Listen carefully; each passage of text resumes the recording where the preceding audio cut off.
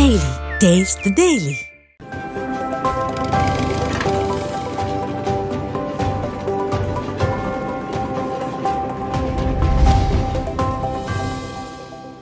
பனிமூட்டம் காரணமாக செங்கல்பட்டிலிருந்து செல்லும் மின்சார ரயில்கள் 15 நிமிடம் காலதாமதமாக இயக்கப்பட்டதால் பயணிகள் கடும் அவதிக்குள்ளாகினர். செங்கல்பட்டு மாவட்டத்தில் பல்வேறு பகுதிகளில் தற்போது அதிக அளவில் பனிமூட்டம் காணப்பட்டு வருகிறது. இதன் காரணமாக செங்கல்பட்டிலிருந்து இயக்கப்படும் மின்சார ரயில்கள் 15 நிமிடம் காலதாமதமாக செல்கின்றன. அதேபோன்று சென்னையிலிருந்து செங்கல்பட்டு நோக்கி வரும் மின்சார ரயில்களும் காலதாமதமாக இயக்கப்பட்டதால் பயணிகள் அவதியடைந்தனர்.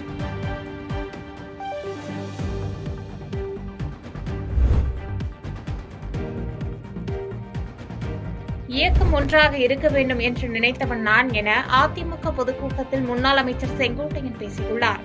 ஈரோடு கோபிசெட்டிப்பாளையம் லக்கம்பட்டி பகுதியில் முன்னாள் முதலமைச்சர் எம்ஜிஆர் 108வது பிறந்தநாள் பொதுக்கூட்டம் நடைபெற்றது.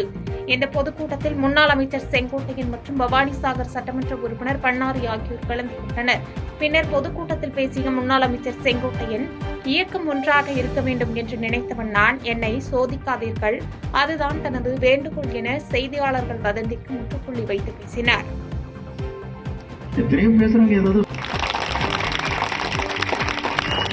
தன்னலம் கருதாது பாடுபடக்கூடியவன். எத்தனையோ வாய்ப்புகள் வருகிற போது அந்த வாய்ப்பை பற்றி நான் கவலைப்படவில்லை. இயக்கம் ஒன்றாக இருக்க வேண்டும் நினைத்தவன் நான் நடந்துவிடக்கூடாது. என்னை சோதிக்காதீர்கள், அதுதான் இடத்திலே வேண்டுகோள்.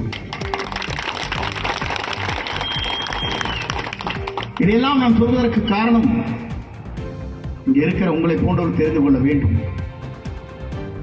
இன்றைக்கு 9வது முறை சட்டமன்ற உறுப்பினர் சொன்னால் உங்கள் தெருக்கரங்க தான் என்னை உருவாக்கி இருக்கிறது. நீங்கள் என்றால் நான் இல்லை,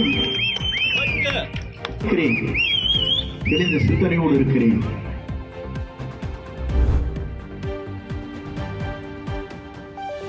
புவனகிரி அருகே அரசு பேருந்து வயலில் கவிழ்ந்து விபத்துக்குள்ளானதில் 35க்கும் மேற்பட்டோர் காயமடைந்து அரசு மருத்துவமனையில் அனுமதிக்கப்பட்டுள்ளனர். கடலூர் மாவட்டம் புவனகிரி அருகே மதுராந்தகநல்லூர் கிராமத்தில் வயல்வெளி பகுதியில் அரசு பேருந்து வந்து கொண்டிருந்தது. அப்போது திடீரென ஓட்டுநரின் கட்டுப்பாட்டை இழந்த பேருந்து சாலை அருகே உள்ள வயலில் கவிழ்ந்து விபத்துக்குள்ளானது. இதில் ஓட்டுநர், நடத்துனர் உட்பட 35க்கும் மேற்பட்டோர் காயமடைந்த நிலையில் ஆம்புலன்ஸ் மூலம் சிதம்பரம் அரசு மருத்துவமனையில் அனுமதிக்கப்பட்டுள்ளனர். மேலும் விபத்து ஏற்பட்ட பகுதியில் காயமடைந்தவர்களின் உறவினர்களும் ஒன்று கூடியதால் பரபரப்பு ஏற்பட்டது.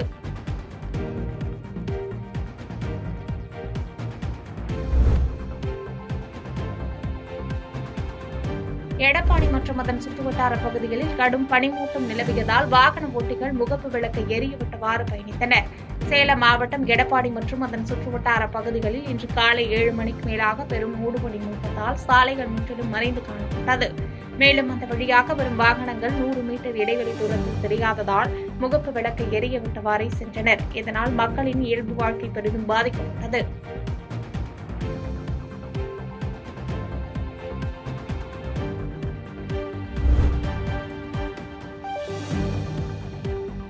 பண்ருட்டி அருகே 700 ஆண்டுகள் பழமை வாய்ந்த ஸ்ரீ பார்வதி சண்டிகேஸ்வரர் சிலை கண்டெடுக்கப்பட்டுள்ளது.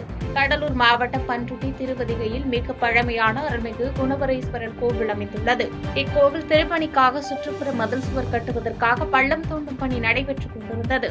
அப்போது பள்ளத்தில் 5 அடி உயரம் கொண்ட பார்வதி அம்மன் சிலையும் 3 அடி உயரம் கொண்ட சண்டிகேஸ்வரர் சிலையும் கண்டெடுக்கப்பட்டது. இதுகுறித்து வரலாற்று தொல்லியல் ஆய்வாளர் இமானுவேல் கூறுகையில், இவை 700 ஆண்டுகள் பழமை வாய்ந்த சிலையாகும் என்று தெரிவித்துள்ளார்.